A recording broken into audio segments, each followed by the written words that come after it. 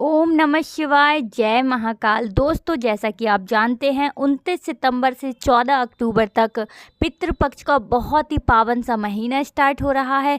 ऐसे में यदि आप अपनी किचन की गैस के पास ये 2 बत्ती वाला दीपक का उपाय कर लेते हैं तो आपके पितृ हैं आपसे बहुत ही ज़्यादा प्रसन्न हो जाते हैं। और जब पितृ प्रसन्न होते हैं तो व्यक्ति के जीवन के सारे कष्ट और दुख तकलीफ़ें भी दूर हो जाती हैं। तो देखिए, अगर आप भी अपने पितरों को प्रसन्न करना चाहते हैं, उनका आशीर्वाद प्राप्त करना चाहते हैं, इसी के साथ अगर आप चाहते हैं कि आपके जीवन में जो भी परेशानियां हैं वो जल्दी से जल्दी दूर हो जाएं, तो पितृपक्ष के इस पावन महीने में आपको ये पूज्य गुरुजी द्वारा बताया गया उपाय ज़रूर कर लेना चाहिए। तो देखिए, अगर आपके जीवन में कोई भी पितृदोष है, बड़े से बड़ा पितृदोष आपके जीवन से समाप्त हो जाएगा। इसके लिए आपको बस ये किचन में दीपक वाला उपाय करना है। कैसे करना है सब कुछ हम आपको वीडियो में बताने वाले हैं, बिल्कुल भी वीडियो को स्किप मत करिएगा। तो इस दीपक के उपाय के लिए सबसे पहले तो आपको एक दीपक लेना है।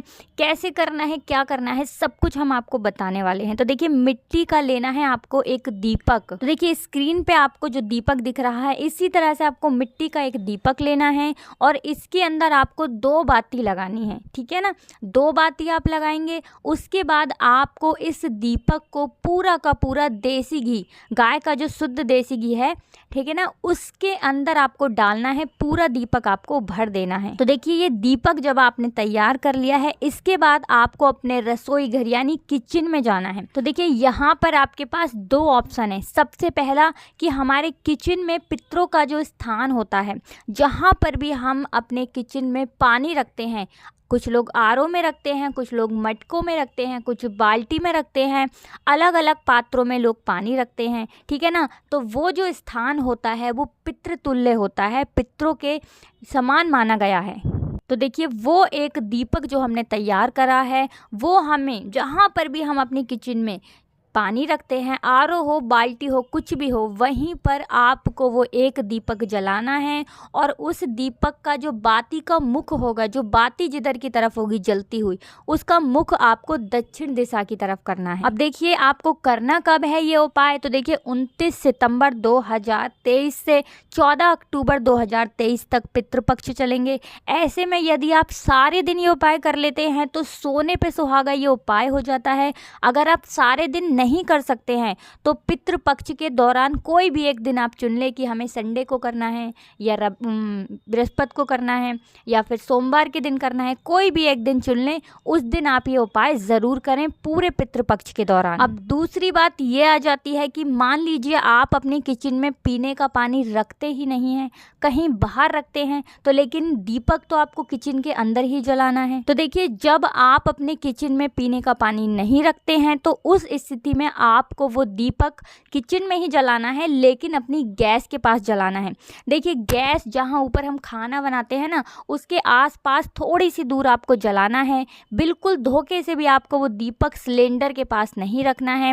ठीक है ना, हमने आपसे कहा है कि आपको गैस के ऊपर जहाँ आप खाना बनाते वहाँ पर कहीं पर रखना है, नीचे की साइड आपको बिल्कुल भी नहीं रखना है। सिलेंडर की जो रबड़ होती है, ठीक है ना, उसके पास भी आपको ये दीपक धोखे से भी नहीं रखना है, क्योंकि ये खतरनाक हो सकता है, डेंजर हो सकता है। तो किसी ऐसी जगह पर आप अपनी किचन में ये दीपक रखेंगे जहाँ पर आपकी गैस रखी रहती है, लेकिन सेफ्टी के साथ, सुरक्षा के साथ। ठीक है ना, अब उस दीपक का मुख किधर करना है, दक्षिण दिशा की तरफ ही करना है। अपने पितरों का ध्यान करते हुए, उनको सोचते हुए, स्मरण करते हुए आपको ये दीपक जलाना है।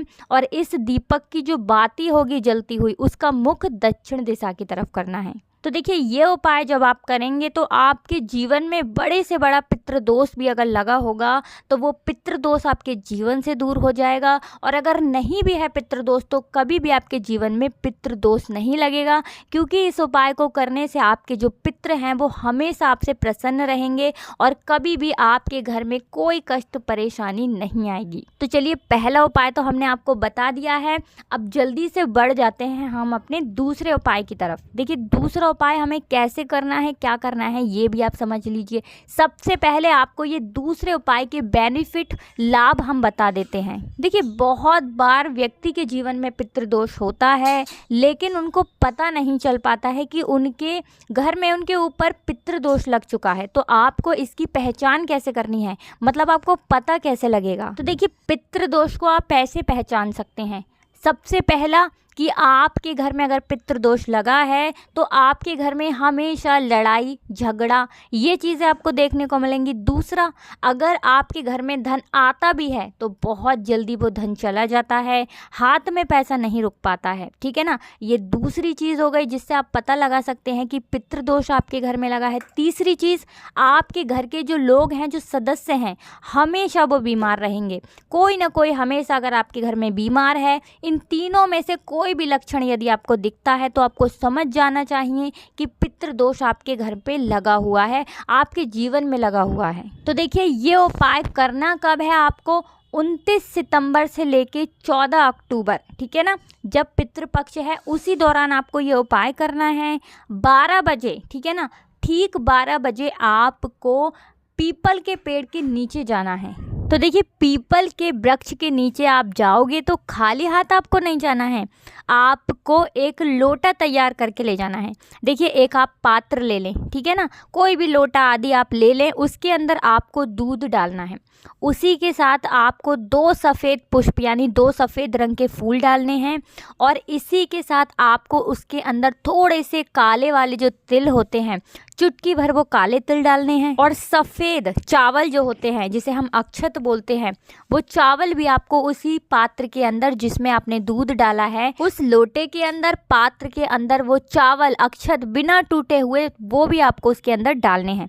देखिए, क्या क्या डाला है आपने लोटे के अंदर? दूध डाल लिया, काला तिल डाल लिया, 2 सफ़ेद पुष्प डाल लिए, थोड़े से सफ़ेद बिना टूटे हुए चावल, ये सारी चीज़ें आपको उस पात्र के अंदर डालनी है। अब ये लोटा लेकर आपको पीपल के पास जाना है, ठीक है ना। वहाँ पहुँचकर आपको अपना मुख यानी अपना जो फेस है वो किस दिशा में करना है? दक्षिण दिशा की तरफ करते हुए आपको अपने पितरों का स्मरण करना है, उनका ध्यान करना है। अब अपने पितरों का ध्यान करते हुए उस लोटे के अंदर जितनी भी चीज़ें आपने डाली थी वो सारी की सारी चीज़ें आपको पीपल की जड़ में समर्पित कर देनी है, दक्षिण दिशा की तरफ अपना मुख कर कर। देखिए, पीपल पेड़ की इसके बाद आपको परिक्रमा नहीं करनी है, क्योंकि 10 बजे से पहले पहले जब कोई भी पूजा आप पीपल के पेड़ की करते हैं तभी आप परिक्रमा करें, उसके बाद परिक्रमा नहीं की जाती है। तो ये उपाय आपको 12 बजे करना है, इसीलिए आपको इसमें परिक्रमा पीपल के वृक्ष की नहीं करनी है। तो देखिए, उपाय ये कब तक करना है, कितनी बार करना है, तो आपको बता दें, ये उपाय आपको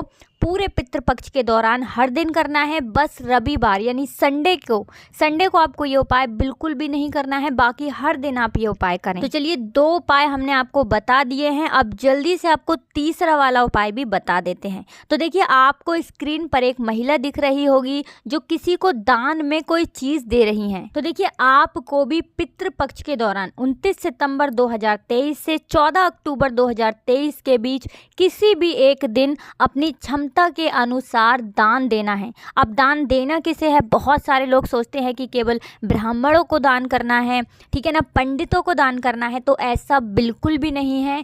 दान उसको कीजिए जिसको वास्तव में उस दान की ज़रूरत हो। जैसे बहुत सारे लोग हैं जिनके पास कपड़े नहीं होते हैं सही से पहनने के लिए, खाना नहीं होता है खाने के लिए, या कुछ और परेशानियां होती हैं, बहुत ज़्यादा परेशान होते हैं, तो ऐसे लोगों को आपको दान करना है जिनको वास्तव में बहुत ज़्यादा नीड होती है, बहुत ज़्यादा ज़रूरत होती है, ऐसे लोगों की जो दूसरों की मदद करते हैं। देखिए, अगर आप इस पूरे पितृपक्ष के दौरान कोई भी वस्तु दान में दे रहे हैं तो दान करते समय, चाहे कुछ भी आप दान में दे रहे हैं, कपड़ा दे रहे हैं, खाना दे रहे हैं, या कुछ भी XYZ कुछ भी चीज़ आप दान में दे रहे हैं, तो आपको अपनी मुट्ठी में थोड़ा सा काला तिल रखते हुए ही वो वस्तु दान में देनी है जो आप किसी को दे रहे हैं। तो देखिए, इस उपाय को करने से आपके जो पितृ हैं वो तृप्त होते हैं। एक होता है पितरों का खुश होना और एक होता है पितरों का तृप्त होना। तो देखिए, खुश जब हमारे पितृ हमसे होते हैं तो पूरा साल अच्छा जाता है, सब कुछ अच्छा होता है। और अगर पितृ हमारे हमसे तृप्त हो जाएं तब तो दोस्तों हमारी आने वाली जो पीढ़ियां होती हैं वो भी सुख को काटती हैं, उनके जीवन में भी दुख कभी नहीं आता है। पीढ़ी दर पीढ़ी हमारी सुख को भोगती हैं, कभी घर में किसी चीज़ की कमी नहीं होती है जो व्यक्ति अपने पितरों को तृप्त कर देता है। तो बस आपको इतना ध्यान रखना है कि काला तिल हाथ में रखने के बाद ही आपको वो वस्तु दान में देनी है। इस उपाय को करने से आपके जो पितर हैं वो आपसे तृप्त होंगे और आपके जीवन के कष्ट, दुख, तकलीफें सारी की सारी दूर हो जाएंगी। तो चलिए 3 उपाय हमने आपको बता दिए हैं, हमें विश्वास है कि आपको उपाय ज़रूर समझ में आ रहे होंगे। तो चलिए एक छोटी सी बात और कर लेते हैं। एक छोटा सा नियम यानी जो चौथा नियम है वो भी हमें पितृ पक्ष के दौरान ज़रूर करना है। तो देखिए आपको स्क्रीन पर एक लोटा दिख रहा होगा, तांबे का लोटा। तो देखिए इस तांबे के लोटे के अंदर आपको जल भरना है और इसी के साथ आपको उसके अंदर गंगा जल भी डालना है। अब इसी के साथ आपको एक बेल पत्र लेनी है जो बिल्कुल भी खंडित ना हो। खंडित का मतलब कहीं से कटी फटी ना हो, बहुत ही सुंदर सी हरी सी बेल पत्र आपको उसी पात्र के अंदर डालनी है जिसमें आपने गंगा जल और अपने घर का शुद्ध जल भरा है। अब देखिए चौथी चीज जो आपको उसके अंदर डालनी है वो है काला तिल। देखिए सबसे पहले आपने क्या डाला, अपने घर का शुद्ध जल, उसके बाद गंगा जल, उसके बाद एक बेल पत्र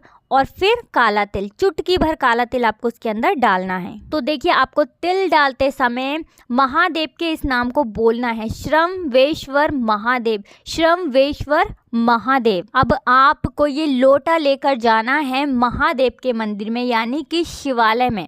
आपके घर के आसपास जहाँ पर भी शिव जी का मंदिर हो वहाँ आप जाएं। चाहें तो आप सुबह में ये उपाय कर सकते हैं, शाम के समय में भी आप इस उपाय को कर सकते हैं। तो देखिए मंदिर में जब आप शिवालय में पहुँच जाएंगे तब आपको अपना फेस उत्तर दिशा की ओर करना है। देखिए पीपल के पेड़ के नीचे जब भी आप कोई उपाय करेंगे तो आपको अपना मुख दक्षिण दिशा की तरफ करना है, लेकिन महादेव के मंदिर में आप जब भी जाएं, जब भी पूजा करें तब आपको अपना फेस उत्तर दिशा की ओर करना है।